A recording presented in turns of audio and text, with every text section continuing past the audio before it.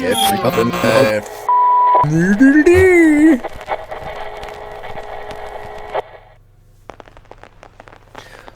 to Your Face.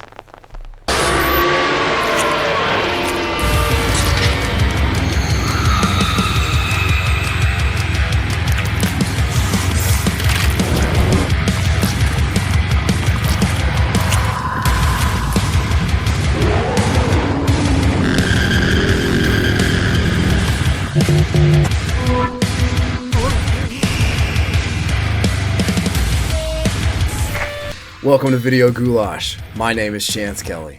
Today I'm going to talk about the Brass Coffin's Joseph Vargo line, which returned here for Halloween 2025 and sold out super fast. This line is something I've heard about for a long time from other people that said if that ever comes back, you've got to grab it. You've got to grab every one of them. I want to thank Nikki. She sent me every one of these, and I'm so stoked to go over them today. Before I do, though, Nikki, these need to come back regardless of if we've got the Joseph Vargo art any longer. The fragrances here are absolutely amazing. Let's dive into them. Let's kick off with Vampire. There's the amazing art there from Joseph Vargo. Vampire's notes are dragon's blood, saffron, pomegranate, pink peppercorn, chambord, liquor, cedar, patchouli, and wild rose. Says not a super spooky scent, more of a I'm gonna lure you in with my pheromones, then when I have you, you'll forever be mine type of scent. Man, that is nice. Out of the gate, I get the wild rose. Wild rose has the more outdoorsy, campestral, bucolic green hit to it as well. Like you're getting the vine and the green part of it. And then the wild rose itself, it's not as sweet. There's so many artificial rose notes out there in the world. This is not that. This is a really gorgeous wild rose. That's what I'm getting on the top. Popped with the pomegranate and chambord.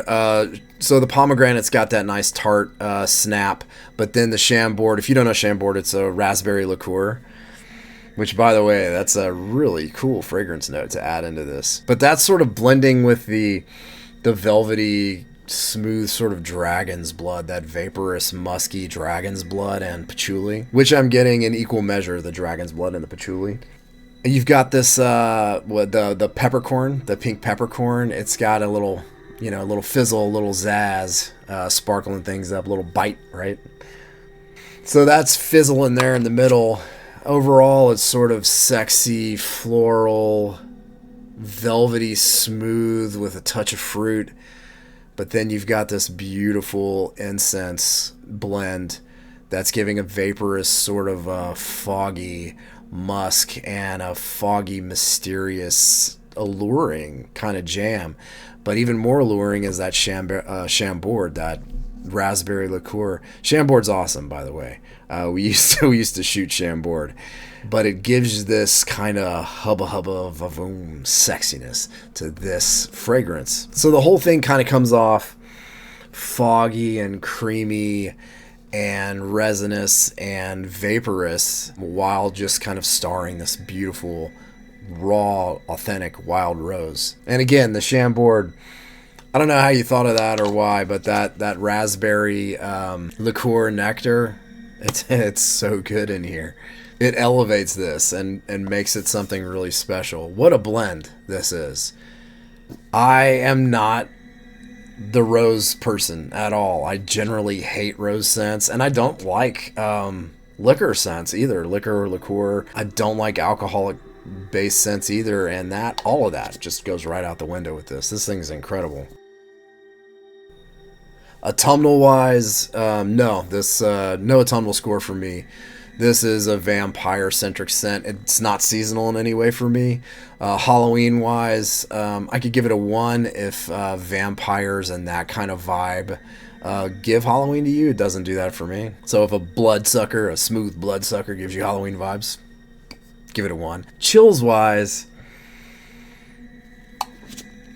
it's not scary to me at all. I'm going to give it a 0. This is kind of like what lures you in and then the scary comes after. My ghoul grade on that is a 5. That thing's awesome.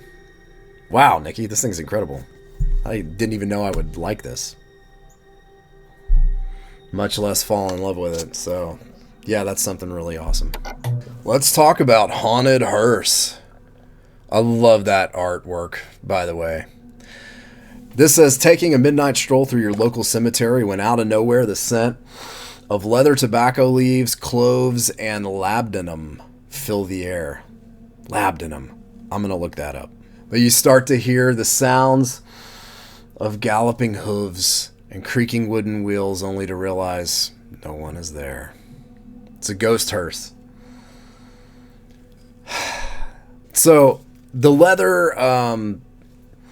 tobacco leaves, labdanum, I had to look up. Labdanum is it's a more resinous, earthy base of amber. So that's what labdanum is.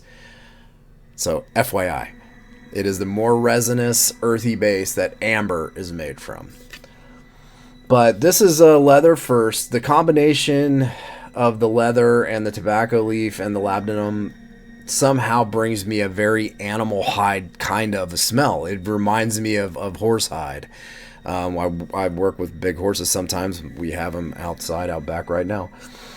It does have that quality to it, but it's just so pleasant too. I love the tobacco leaf in here because it has that touch of green, that bucolic sort of a hit, but tobacco is also sweet and earthy.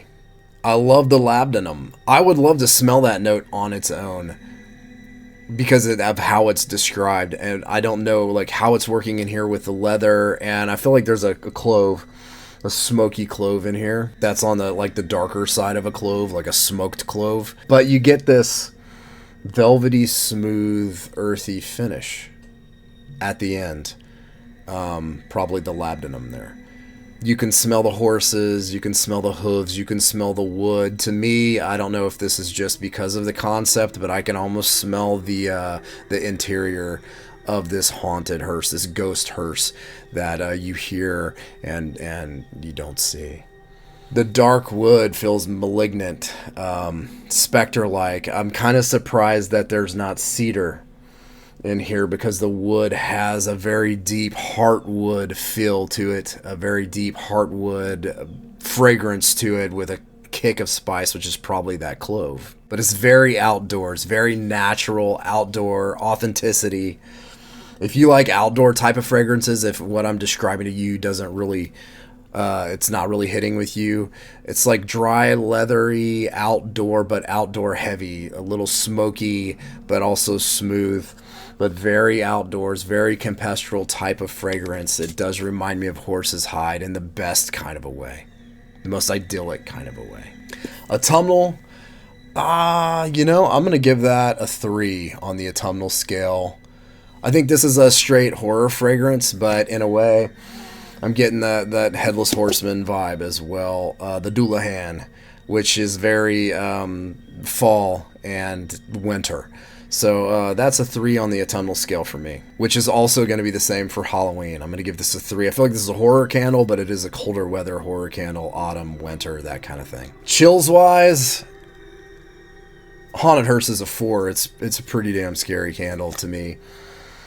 Because of the outdoor nature of it, but that smokiness of it and the mystique of it, the smooth, velvety, kind of crazy mystique that this thing has, feels very haunting. My ghoul grade on Haunted Hearse is a 4. So there was a book that I had when I was a kid. It's called Chilling Ghost Stories by Bernhardt J. Herwood. I think it's from like 1973. And it's a compendium of short horror stories aimed at younger readers. And on the cover is a haunted hearse, very reminiscent of this one here with the black horses. The book cover, like the eyes of the horses were red, glowing red. And there's a story in there about a haunted hearse like this, a horse-drawn hearse. And I remember it being pretty damn scary. Maybe that's why the chills is so high for me on this one too. But that's the first picture in my mind when I smelled this fragrance and when I saw that label. So yeah. Haunted Hearse is amazing. Next up, Haunted Hollow. What a cool piece of artwork there too, huh? Joseph Vargo, yeah. Amazing, amazing labels on these. Haunted Hollow. Okay, so Virgil over at South of Sanity. This is one of his all-time favorite Halloween fragrances. Any company, he has told me about this one over the years, and I think has probably begged Nikki a few times to bring this back.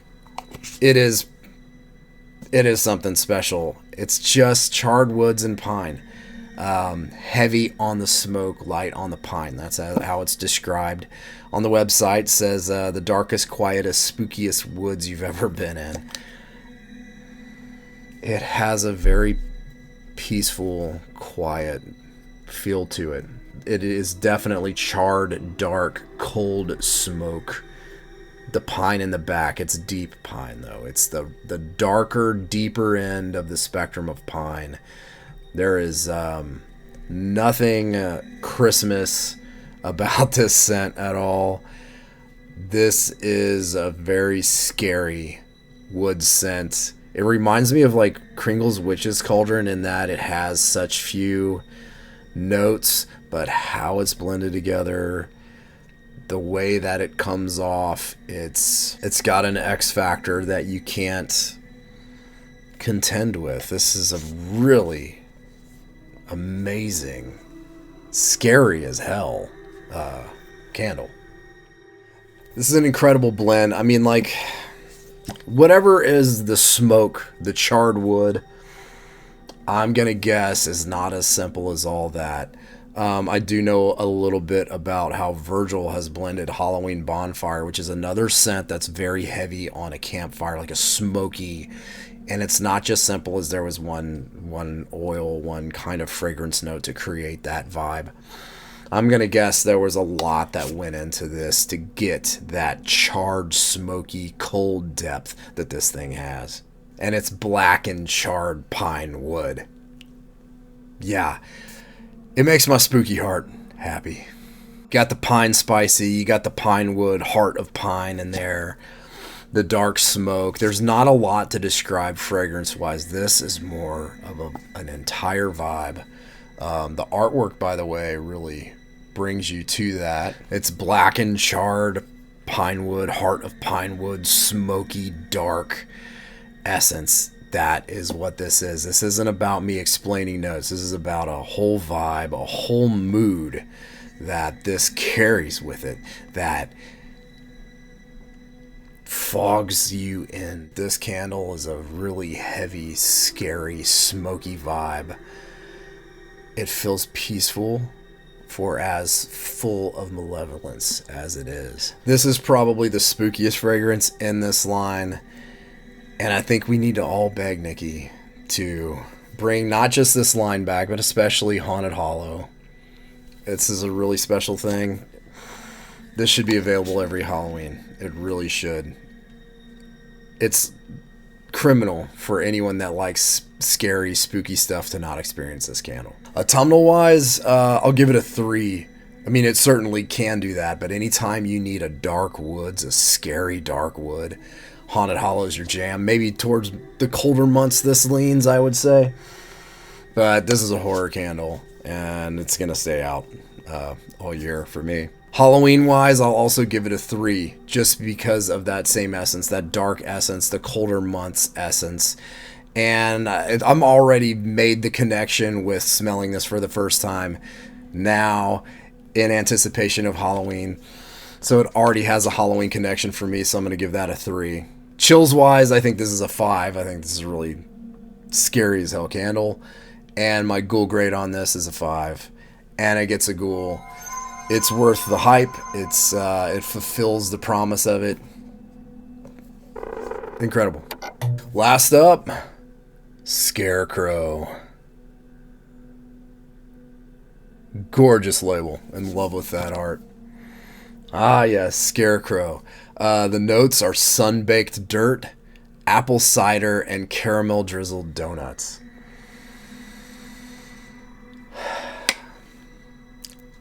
This fragrance is so rad. Okay, look, I'm getting The donut first, followed by the cider, kind of in that order, almost in equal measure, maybe a touch more donut than cider. But it's all encapsulated by this dry, hot dirt scent that feels, like it's even wafting in the air, like how dry dirt does. But I will impress upon you this: the first thing I noticed about this was a sort of an acrid, kind of an acrid hit that you get off the top. This is sort of a weird note. I've encountered it in other candles. I don't know what it is specifically, but whatever that note does, it leans back when you burn it and gives the fragrance this kind of vitality, this really cool essence of vitality. So the donut and cider, you're right there in fall, right? You're getting the hit, you're getting the Halloween hit, but the hot, what is it? The sun-baked dirt. Okay, so it's hot. It's hot even though this is a cold candle. So you get this vibe of being outside and the air is chilly, the wind is frigid, but the sunbeams are down. Maybe there's no clouds in the sky and the sun on your skin is heating you up while the chilly air is around you, which is such a cool thing that I didn't know that you could really even accomplish in an aroma. That hot sun rays on your skin while it's cold outside is something that I relate directly to fall. I love being outside during fall. I love the cold, but I love how the sun heats your skin like that. So conceptually, this is kind of a home run. It reminds me of living in the Midwest. I lived for a while in this old schoolhouse that was renovated, and then also there was a house built onto it, and around it was cornfields. And this reminds me of that. It reminds me of the tall dead corn stalks, being outside while it's chilly. You need your flannel, you need your jacket, you might need a hat on to keep your ears warm, but the sun comes down out of the sky on the cloudless days especially and just warms your skin up, and I'm getting all that. And I feel like I'm at a fall festival or outside at a stand somewhere at a pumpkin patch, and I've got a bite of donut in my mouth, I've got a hot cider in my hand, and I'm in a cornfield. There's a corn maze going on probably. This is bringing me right there, and I'm in love with it. I'm in love with Scarecrow. I'm in love with the art, by the way. Incredible. Love the sickle, the Reaper's scythe. For whatever reason, too, that sun-baked dirt note plays really well with the apple cider. Plays really well with the donut. It's like a fresh donut right out of the fryer, and you've got kind of that raw sugar on the outside of it, maybe just a hint of cinnamon there. The caramel's very light. It's way in the back. It gives it sort of just a touch of that gooey resinous kind of a thing, but then what a gorgeous tart apple cider is in here. A really beautiful apple cider note. So all notes are present, all vibes are here and heavy, and holy crow, that's one incredible fragrance. Autumnal, that's a 5. Halloween, yeah, I've got to give that a 5. It's the time before Halloween. It's not the darker, colder part of fall. This is the beginning of fall. So it's very Halloween-centric when you're at the fall fairs and doing those things, too. It brings that to mind, that first part of fall before Halloween's hit.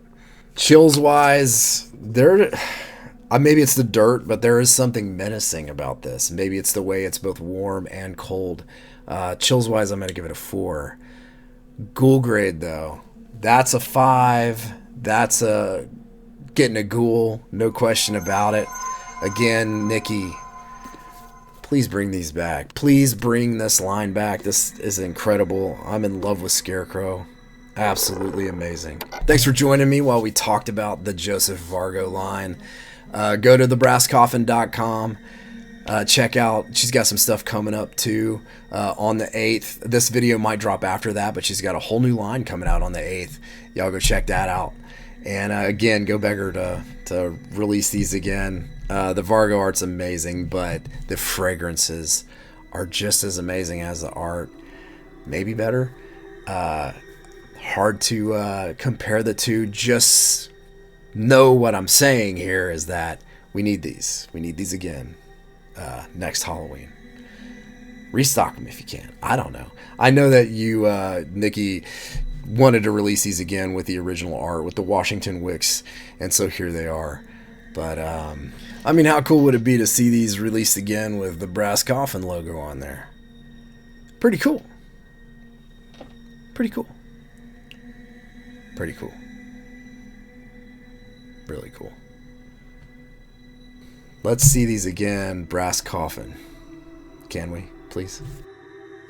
Keep it creepy, and I'll smell you later.